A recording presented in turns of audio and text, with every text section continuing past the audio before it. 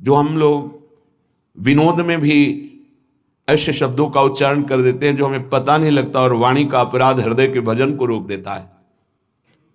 केवल इतनी बात, ये कोई रहनी है, ये कोई बोलने का तरीका है, ऐसे बोला जाता है, बस पता नहीं चला कि हमारे द्वारा अपराध बन गया। बड़ी सावधान वृत्ति, इष्टाकार वृत्ति में अंतर पर खोजने से नहीं मिल रही थी। वो वृत्ति कहां गई?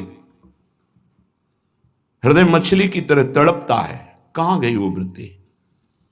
इष्ट और गुरु की कृपा से तब समझ में आया, अरे आप सोचो, केवल विनोद भाषा में, वो भी उनके सामने नहीं ऐसी रहनी नहीं ठीक है, नहीं, किंचन मात्र कहीं अगर दोष दर्शन हुआ तो मलिन हृदय होने के कारण भले आप उसे पकड़ ना पावे, वो आपके भजन को रोक देगी वृत्ति, भजन को चौपट कर देगी वृत्ति।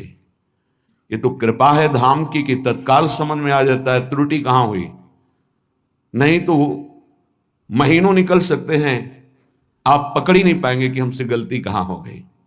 इसलिए श्रीपाद कह रहे हैं, असह बहु दुर्वचो यदि वदंति साक्षात स्त्रियों। कोई हमको दुर्वचन कहे, गाली दे, दोषारोपण करे, तो भी हमें दोषारोपण नहीं करना। ये आप तब तक नहीं समझेंगे जब तक आपका भजन निरंतर नहीं चल रहा। निरंतर चलेगा तो घबरा के चरणों में लौट जाएंगे, क्योंकि भजन से बढ़कर कुछ नहीं है। जब आपका भजन रोक दिया जाएगा तब आपको पता चलेगा कि अरे मेरे से गलती हो गई। अभी भजन चल ही नहीं रहा उस कोटि का, तो आपको लगता है क्या फर्क पड़ता है। फर्क बहुत बड़ा पड़ गया, पर आप जानते ही नहीं हैं, आप उस स्थिति में ही नहीं कि एक सेकंड के लिए, एक मिनट के लिए अगर स्थिति में परिवर्तन पड़ता है तो प्राण निकलने की स्थिति। ये क्या हो गया, ये कैसे हो गया? बाहरी चेष्टाएं कैसी भी होती रहे, अंतर से इष्टाकार वृत्ति कोई फर्क नहीं पड़ता। विषयान गृहणंतु मुंचन्तु वा, अंदर से इष्ट चिंतन में फर्क पड़ गया तो बाहर से कोई महत्व उसका नहीं होता। उपासक की दृष्टि अंतर्मुख रहती है। असह्य बहु दुर्वचो, यद्यपि असहनीय है, बड़ा दुर्वचन वो बोल रहा है, पर सहना होगा। अगर सहन नहीं करते हो तो उसमें भगवत भाव नहीं आएगा, निंदा की भावना आ जाएगी। सृष्टि में अजात शत्रु हुए बिना भगवत साक्षात्कार नहीं होता। एक भी दुश्मन नहीं होना चाहिए, एक भी द्वेष का पात्र नहीं होना चाहिए। श्री भगवान कह रहे अद्वेष्टा सर्वभूतानाम, समस्त भूतों में दोष रहित वृत्ति आ जाए। ऐसे थोड़ी परम पद की बात आती है। बलाद अपहरंति चेत प्रिय सुतादिकम घृणंति वा, हमारी प्रिय वस्तुओं का कोई अपहरण कर ले, प्रियजनों को पीड़ा पहुंचावे, तो भी हम भगवदाश्रित हैं। प्रभु आप देखो आपका विधान, हम तो असमर्थ हैं, आपकी शरण में, आपको जैसा अब तो जोई जोई प्यारो करे सोई मोहि भावे। जैसा आप राजी हो हम राजी हैं, आपकी राजी ही हमारी राजी है। बड़ी महामहिम बात श्री गुरुदेव अर्जुन देव जी ने कहा, तेरा किया मीठा लगे। ये बात है, तेरा किया मीठा लगे।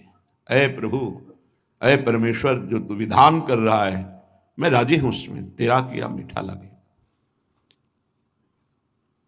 परधान परदार द्वेष मात्सर्य लोभा अनृत परुष परा विद्रोह मिथ्याभिलापान। वृंदावन वास का बहुत जल्दी लाभ कैसे मिलता है, इस श्लोक में कह, त्यजति इह भक्तो राधिका प्राणनाथे न खलु भवति वंध्या तस्य वृंदावनाशा।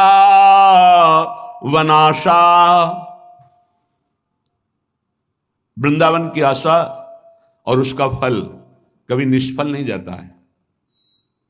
यदि कहीं आप इस रहनी से रह जाएं तो कल्याण बात अलग है। वृंदावन की वासवृत्ति का फल है प्रियालाल से प्रेम हो जाना, प्रियालाल की दिव्य सेवा मिल जाना, प्रियालाल के समीप रहना, ये फल है।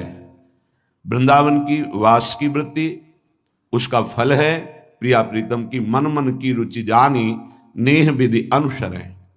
प्रियालाल के मन की बात जानकर उनकी सेवा में तन्मय रहना, ये बहुत जोर की बात है। आप ध्यान दीजिए, यदि ऐसी रहनी से वृंदावन रहा जाए तो बहुत जल्दी प्रियालाल की प्राप्ति हो जाएगी। परधन परदार द्वेष मात्सर्य लोभा अनृत परुख पराभिद्रोहा मिथ्याभिलापान, इनका त्याग।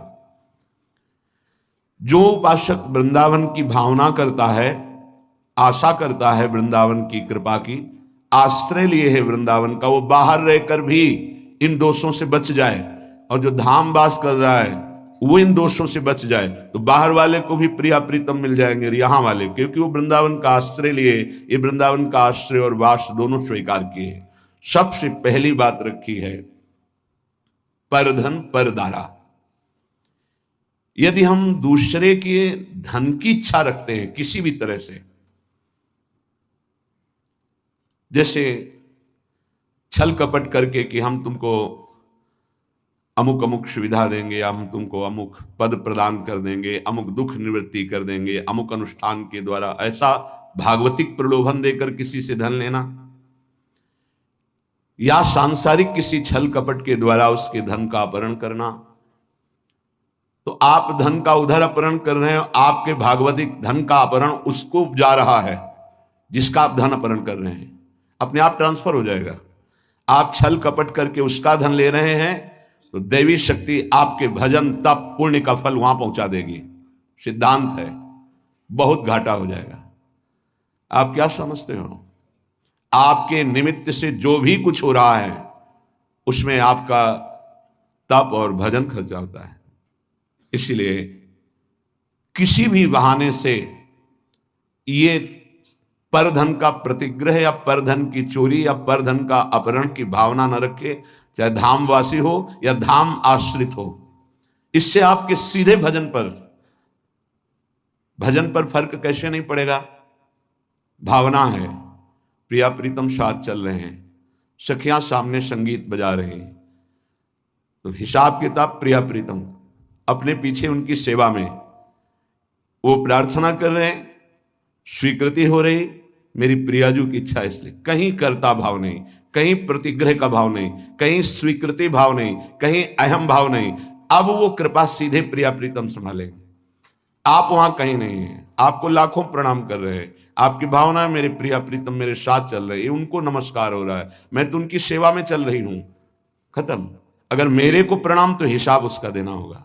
अगर प्रिया प्रीतम को प्रणाम हो, आप सेवा में आप केवल देख रहे हैं, वो हिसाब प्रिया प्रीतम, वो अमोघ आनंद समुद्र है, हर जीव का परम कल्याण एक निमेष मात्र में कर देने की सामर्थ्य हमारे प्रिया प्रीतम में है। निमेष कहते हैं पलक झपकने के समय को। परदार, चाहे गृहस्थ में हो, चाहे विरक्त में हो, चाहे वृंदावनवासी हो या वृंदावन के आश्रित हो, परिस्त्री के प्रति काम भाव से दर्शन करने से सारे सुकृत नष्ट हो जाते हैं। और कहीं उनके अंग प्रत्यंग का अचानक दर्शन हो जाता है तो दोबारा दृष्टि नहीं जानी चाहिए। अगर एक बार आपने देखा, दोबारा फिर काम भाव से देख लिया तो आपकी तपस्या, आपके सुकृत सब ढक जाएंगे। बाणासुर की जब भुजाओं का भगवान सुदर्शन चक्र से छेदन कर रहे थे, श्रीमद् भागवत में पढ़ लेना, तो जब देखा उनकी कुल माता आदि देवी ने कि अब किसी भी तरह भगवान का सुदर्शन चक्र छोड़ेगा नहीं बाणासुर को, वो दिगंबर होकर सामने खड़ी हो गई। सोई भगवान ने आंख मूंद ली और सुदर्शन चक्र को शांत कर लिया। इसमें महादेव जी की प्रेरणा थी, क्योंकि चाहते थे 4 भुजाएं तो बची रहें, 1000 भुजाओं का छेदन। आगे भगवान का सुदर्शन चक्र रुकता ही नहीं बिना आज्ञा के, तो भगवान शिव की आंतरिक प्रेरणा, उनकी जो कुल देवी थी वो आकर दिगंबर होकर खड़ी हो गई। भगवान ने वहां लिखा है, यदि किसी के अंग प्रत्यंगों का दर्शन हो जाए तो सारे सुकृत नष्ट हो जाते हैं। इसलिए पर शब्द लिखा हुआ है। गृहस्थ में भी है, तो जो पराई माता बहनें हैं, अगर वृंदावन का आश्रय लिए हो, भगवत मार्ग के पथिक हो, तो दृष्टि एक बार जाने में क्षमा है। अचानक आप जा रहे थे, दृष्टि पड़ गई आप नीचे, मानो यमुना के किनारे कोई स्नान कर रही माता बहन, या अचानक दृष्टि गई तो आपकी असावधानी थी, आप सावधान हो जाइए। दोबारा यदि काम भाव से भरकर देखा तो देखने मात्र से आपके सुकृत नष्ट हो जाएंगे, जो आपको परमार्थ में बढ़ाने वाले हैं। तीसरा, द्वेष। जब हमारे प्रतिकूल कोई आचरण करता है तो हमें द्वेष हो जाता है। ये द्वेष बहुत ही घातक है, प्रायः सबके हृदय में रहता है और वो जलाता रहता है। जरा सी प्रतिकूल बात पर द्वेष हो जाएगा। अगर द्वेष हो गया तो भगवान की भक्ति बढ़ेगी नहीं, क्षीण होती जाएगी। क्योंकि भगवान कह रहे हैं अद्वेष्टा सर्वभूता नाम, किसी भी भूत प्राणी से तुम्हारा दोष भावना, दोष में ही द्वेष होता है। हमारे अनुकूल उसका जो व्यवहार नहीं है तो हमें द्वेष हो जाएगा। नहीं, द्वेष नहीं, भगवत भाव से प्रणाम करो। भगवान उसको प्रेरित करके आपके साथ ऐसा प्रतिकूल व्यवहार करा रहे हैं। हट जाओ, द्वेष मत करो।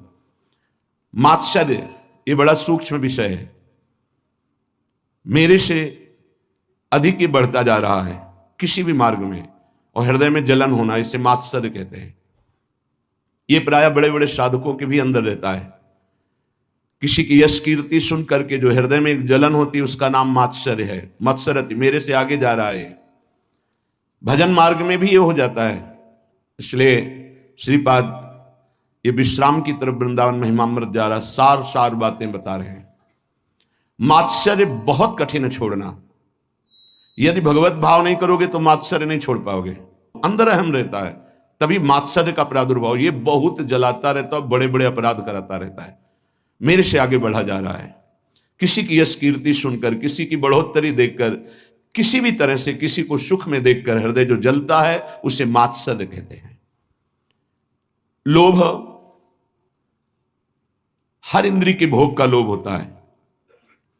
लोभ पास जय गल न बंधाया, सो नर तुम समान रघुराया। गोस्वामी तुलसीदास जी कह रहे, जिसने लोभ रूपी फांसी में अपने गले को नहीं बंधाया वो साक्षात श्री भगवान का स्वरूप हो जाता है।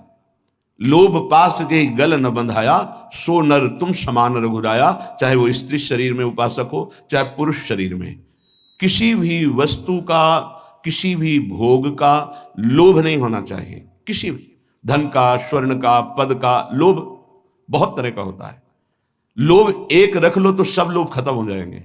नाम बढ़ाने का लोभ, नाम जपने का लोभ, कितना नाम अधिक जप लूं इसका लोभ बढ़ा लो तो ये सब लोभों को नष्ट कर देगा। अनृत, झूठ बोलना उपासक के लिए बहुत हानिकारक है। झूठ बोलना नहीं, चालबाजी, छल कपट का व्यवहार उपासक के हृदय में। संत सरल चित जगत हित, जान स्वभाव स्नेह। जिनका स्वभाव प्रेममय होता है, चित्त सरल होता है, कोई छल कपट हृदय में नहीं होता, वो संत मार्ग का पथिक संत है। अनृत, झूठ बोलना नहीं होना चाहिए। संतों का मार्ग विश्वास और श्रद्धा से होता है। यहां कोई कह दे कि ऐसा ऐसा बिल्कुल 100% सही, उसमें ये विचार नहीं होता कि ये झूठ भी बोल सकता है क्या, ये कपट भी कर सकता है क्या, क्योंकि विश्वास से ही हमारी यात्रा हुई है। तत्काल विश्वास। ऐसे ही पूरा जगत जो थोड़ा भी आस्तिक है संतों के वचनों पर विश्वास करता है कि ये कभी झूठ नहीं बोलते। साधक देखते ही पता चलता है कि भगवान के जन है, ये झूठ क्यों बोलेंगे, उनकी बात पर तत्काल विश्वास होता है। इसलिए अनृत, कभी झूठ बोलने का आपके हृदय में विचार ही न रह जाए, ऐसा इष्ट देव से प्रार्थना करें कि हमें वो सामर्थ्य प्रदान कीजिए कि मैं कभी झूठ ना बोलूं। किस बात के लिए झूठ बोलूं? एक गलती छुपाने के लिए 1000 गलतियां कर बैठते हैं हम। अगर एक गलती स्वीकार कर ले तो 1000 गलतियों से बच जाएंगे। हम झूठ क्यों बोले? परुख, कड़ुआ वचन, झूठ नहीं बोलना, इसके साथ कठोर वचन नहीं बोलना। कुछ भजन करने वाले उपासक समझ नहीं पाते तो ऐसे सेवक जी बड़ा विनोद करके उनके लिए बोल रहे हैं। एक रिसाने से रूखे से दीखत, पूछत रीति भभूकत धावत। बोले एक ऐसे मानो गुस्सा है, रिसाने से मानो हृदय शुष्क है, रूखे से दीखत, बात करो तो भभूकत धावत। भभूकत धावत, भूकत शब्द श्वान के लिए है, वो एकदम ऐसे नहीं, ऐसा नहीं। उपासक का व्यवहार बहुत सरल, मृदु और उदासीन, दोनों बातें समझनी है। गंभीर शब्दों में, मृदु शब्दों में हल्की मुस्कुराहट लेते हुए बात कह दी, उदासीन हो गया। एक रिशाने से रूखे से दीखत, पूछत रीति भभूकत धावत, ऐसा नहीं होना चाहिए। एक रंग मगे बोलत, ये भी नहीं होना चाहिए कि बहुत सजा करके सामने वाले, नहीं, सीधी बात, सरल चित्त से मंद मुस्कान से उत्तर दिया। आवश्यक हुआ तो, कोई हमारा द्वेष नहीं, कोई हमारा कड़ुआपन नहीं है, और उदासीन हो गए। परुख वचन कबहु न कहा, कठोर वचन कभी उपासक न बोले। पर आप भी द्रोह, किसी दूसरे से द्रोह का आचरण निष्ठुरता पूर्वक जो होता है वो कभी नहीं होना चाहिए। पराभित द्रोह, कठोर व्यवहार करते हुए द्रोह का आचरण नहीं करना चाहिए। हमारा व्यवहार मृदु होगा, आप हमारे साथ कठोर व्यवहार करते हो, वो आपका स्वभाव है, हम छोड़ देते हैं आराध्य देव के ऊपर। आराध्य देव का विधान है कि ये कठोर व्यवहार करेगा, मैं सहूंगा। उसके लिए क्या विधान है आराध्य देव जाने। अपने को कठोर व्यवहार नहीं करना, द्रोह नहीं करना। बहुत हृदय जलता है यदि द्रोह करोगे। कल्पनात्मक भय उत्पन्न होता रहता है द्रोह करने वाले को। कभी द्रोह करने वाला शांति से नहीं रह सकता है, इसलिए किसी से द्रोह ना करे। अपने से जो द्रोह करे उसको भी नमस्कार करे। हम द्रोह की भावना पुष्ट नहीं होने देंगे। आप अपनी तरफ से करो, हम आपको नमस्कार करेंगे। हमारा परमार्थ का मार्ग है, आप स्वार्थ में इसलिए समझ नहीं पा रहे। मिथ्याभिलापान, उपासक को व्यर्थ की बातें करने की आदत पर शासन करना चाहिए। बहुत अच्छे अच्छे उपासकों के दर्शन होते हैं, बोलते ही नहीं, ऐसा लगता है बाणी ही नहीं, सेवा में लगे, कभी कोई बातचीत नहीं। बहुत अच्छा है, जब बोले तो प्रिया प्रीतम की बात बोले, नहीं ताते मौन रहना उचित है, ध्रुवदास जी कह रहे हैं। तो परधन, परदार, द्वेष, मात्सर्य, लोभा, अनृत, परुख, पराभिद्रोह, मिथ्याभिलापान त्यजति। इतने दोषों का त्याग कर दे। ये वृंदावन की रहनी है, ये वृंदावन के आश्रित का आचरण है। चाहे जहां रहते हो इसको स्वीकार कर लो। तो इह भक्तो राधिका प्राणनाथे, श्री प्रिया प्रीतम जो हमारे प्राणनाथ हैं, इस आचरण से उसे अपना स्वीकार कर लेते हैं। बहुत जोर की बात है। हम तो प्रभु को अपना मानना शुरू करिया, और जब वो मुझे अपना मान ले, आगे के श्लोक में बहुत खुल के इसकी व्याख्या की कि एक बार प्रिया प्रीतम जिसकी तरफ देख लेते हैं उसका संसार बंधन नष्ट हो जाता है। एक बार देख लेते हैं। ऐसा श्रीमद् राधा सुधा निधि में जिस दिन श्री जी ने कृपा दृष्टि से देख लिया, ऐसा महासुख प्रकट होगा कि अगर करोड़ों मोक्ष होते तो भी हे हो जाते, तुच्छ हो जाते। करोड़ों मुक्तियों को तुच्छ कर देने वाली कृपा कटाक्ष हमारी श्री राधा किशोरी की है। यहां कह रहे हैं यदि ऐसे आचरण आप करोगे तो प्राणनाथ का प्यार नहीं पा पाओगे। और अगर इन आचरणों का त्याग कर दोगे, जो अभी त्याज्य बताया गया, त्यजति इह भक्तो राधिका प्राणनाथे, अगर इन दोषों को त्याग दिया नाम के बल से, आश्रय के बल से, तो तुम्हारे प्राणनाथ तुम पर प्रसन्न हो जाएंगे। तुम जो भक्ति करते हो तुम्हारी भक्ति करेंगे। तुम्हारी भक्ति क्या होती है? भावे मोहि जोई सोई सोई करे प्यारे। अब जो मुझे भाता है मेरे प्यारे वही करते हैं। न खलु भवति बंध्या तस्य वृंदावन आशा, उसकी कभी वृंदावन की आशा और वृंदावन का फल कभी नहीं छूटेगा। वृंदावन का फल प्रिया प्रीतम की सेवा में पहुंच जाना, वृंदावन की आशा चिदानंद वृंदावन में प्रवेश पा, ये दोनों कभी व्यर्थ नहीं जाएंगे जो ऐसी रहने से रहता है। बंध्या कहते हैं कि जो पुत्र नहीं प्रकट करती, वो आशा बंध्या है जिसमें ये दोष हैं, वो फल प्रकट नहीं कर पाएगी। इसलिए इन दोषों का त्याग करें। परधन का, परिस्त्री का, द्वेष का, मात्सर्य का, लोभ का, झूठ का, कठोर वचन का, दूसरे से कठोर द्रोह करने का, निष्ठुरता का और मिथ्या भाषण का जो त्याग कर देता है, प्रिया प्रीतम उसे अपना स्वीकार कर लेते हैं। निर्मर्यादाश्चर्य कारुण्य पूर्णो राधा कृष्णो पश्यतश्चेत् कदाचित्। राधा कृष्णो पश्यतश्चेत् कदाचित् यः कोऽप्यस्मिन् यादृशास्तादृशो वा देहस्यान्ते प्राप्नुयादेव सिद्धिम। देख लो, विश्वास करो, यदि आप ऐसे चलोगे तो आपके ऊपर दोनों की दृष्टि हो जाएगी। राधा कृष्णो पश्यतश्चेत् कदाचित्, किसी समय वो आपको देख लेंगे, उनके महल में रह रहे हो। पक्का विश्वास करो। ये तो यहां तो कहा जा रहा है कदाचित किसी समय देख लेंगे। अपने को रोज देखते हैं, हम ही को नहीं, आप सबको देखते हैं। क्योंकि आप नहीं देख रहे, जब देखते हैं तो पता चलता है वो किस किस को देख रहे हैं। वो सब आप शरणागत हैं, आप सबको देखते हैं। कदा वा खेलंतो ब्रजनगर वीथीषु हृदयम हरंतो श्री राधिका मधुपति कुमारो सुकृतिना। जो हमारे नवल किशोरी युगल सरकार हैं, खेलते खेलते कभी देख लेंगे और आपके चित्त का अपहरण कर लेंगे। कदावा खेलंतो ब्रजनगर वीथीषु हृदयम हरंतो श्री राधा मधुपति कुमारो सुकृतिना। अकस्मात किसी दिन दृष्टि पड़ेगी हमारे सरकार की और आपके चित्त को चुरा के निहाल कर देंगे। इस देश में रहने का यही फल मिलता है। कदा वा खेलंतो, कभी खेलते खेलते युगल सरकार, ये मेरा शरणागत है, राधा राधा पुकारता रहता है, देख लिया, निहाल कर देंगे। निर्मर्याद कारुण्य पूर्णो, कोई सीमा नहीं जिनकी करुणा की, उस करुणा से पूरित होकर राधा कृष्णो पश्यतश्चेत कदाचित, उसे राधा कृष्ण देख लेते हैं। किसको? जो वृंदावन का आश्रय लेकर ऐसी रहनी जो पीछे बताई गई, या वृंदावन का वास करके ऐसी रहनी से जो है हमारे प्रिया प्रीतम उससे देख लेते हैं। अब कह रहे चाहे वो कैसा कोई भी क्यों न हो, वो देह त्याग कर प्रिया प्रीतम की सेवा में पहुंचेगा पक्का। देहस्यांते प्राप्नुयादेव सिद्धिम, वो इस परम सिद्धि को प्राप्त हो जाएगा कि प्रिया प्रीतम के समीप पहुंच जाएगा।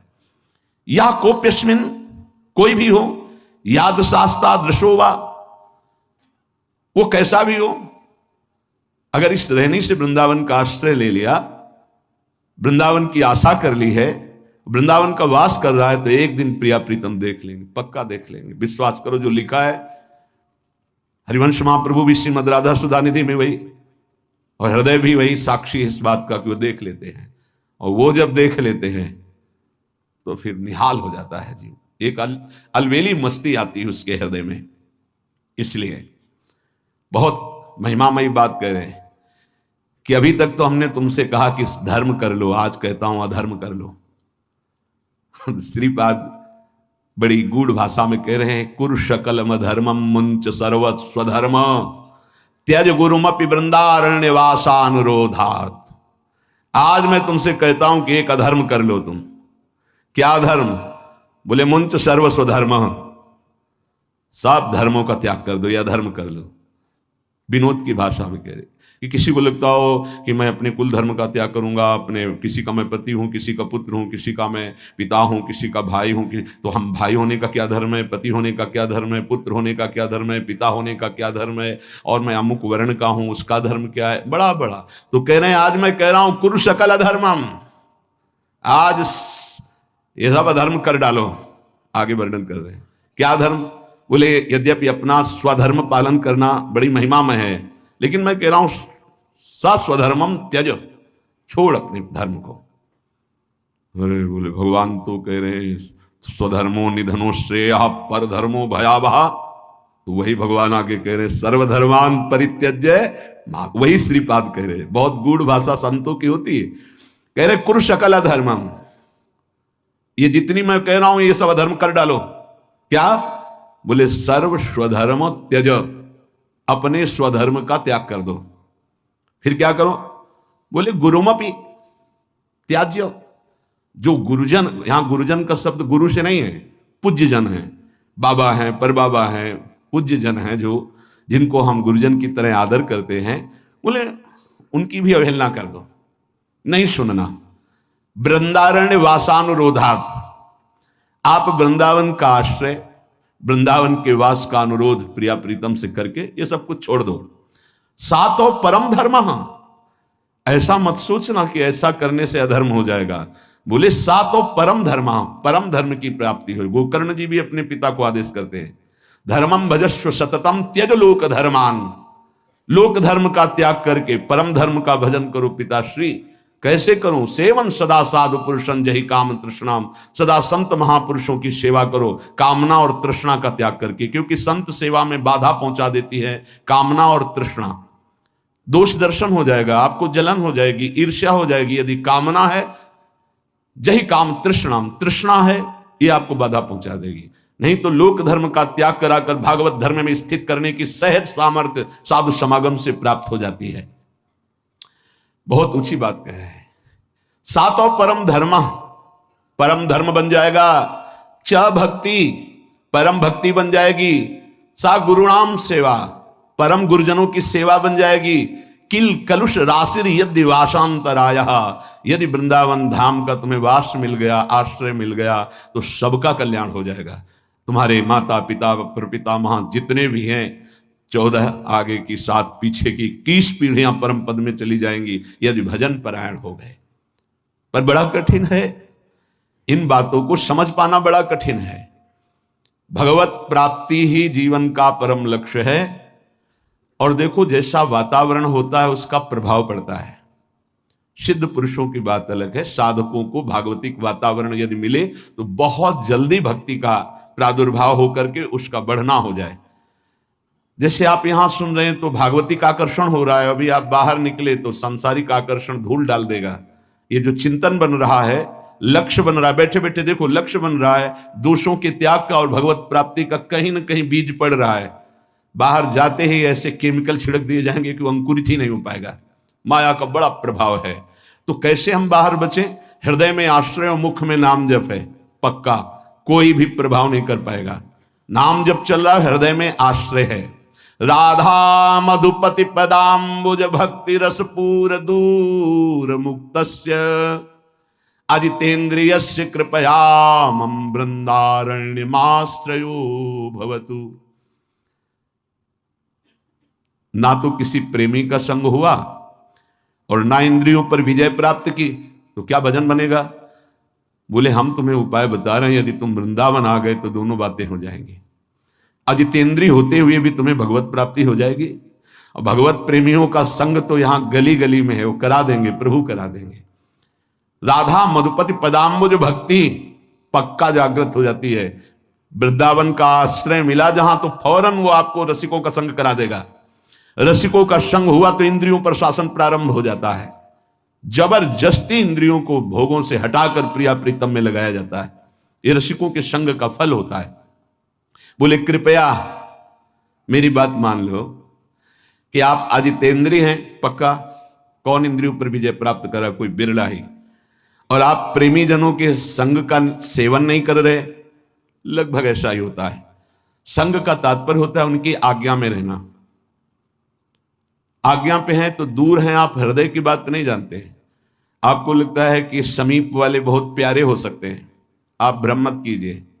मिलना, समीप बैठना या समीप रहना, यही प्रेम का लक्षण नहीं होता। भगवान ने ब्राह्मण पत्नियों को मथुरा के बताया था, मेरी आज्ञा का पालन करना, मेरा नाम कीर्तन करना, मेरा गुण कीर्तन करना, मेरा ध्यान, ये मेरे सानिध्य से भी जल्दी अधिक प्रेम प्रकट कर देगा, ये भगवान ने कहा। ऐसे ही रसिक महापुरुषों की आज्ञा में रहना, उनके बनकर रहना, हृदय से उनको अपना मानना, तो हृदय खिंचता रहता है। वो बताने का विषय नहीं होता, हृदय खिंचता रहता है उसकी तरफ। और वो जब हृदय खिंचता है तो जो हृदय में चलता है वो वहीं चलने लगता है। खास बात को पकड़ना। हम लोग बाहरी बात को पकड़ते कि हमारी तरफ तो देखा भी नहीं, हमसे तो बात भी नहीं करते, हमको तो कोई सेवा भी नहीं मिली, हम समीप भी नहीं बैठ पाते, तो पता नहीं उनकी हम याद में है कि नहीं। ऐसा नहीं। बाहरी व्यवहार में आप पास बैठे हुए दे सकते, हो सकता है 24 घंटे में उनकी एक बार याद ना आती हो, और आप दूर रहकर उनकी आज्ञा का पालन करते हो सकता है 24 घंटे आप उनकी स्मृति में आते हो। कैसे तुम्हें पता चलेगा? तुम चित्त जोड़ो, और जब तुम्हारे चित्त में आह्लाद हो रहे लगने लगे कि मुझे बहुत प्यार करते हैं, तो समझ लेना उनका चिंतन और आपका चिंतन जिस दिन एक होगा, आप जान जाओगे कि रसिक महापुरुष गुरुदेव कितना हमें प्यार करते हैं। सच्ची मानना। तुम्हें कैसे बताए? प्यार हृदय का विषय होता है, बाहरी व्यवहार का विषय नहीं होता है।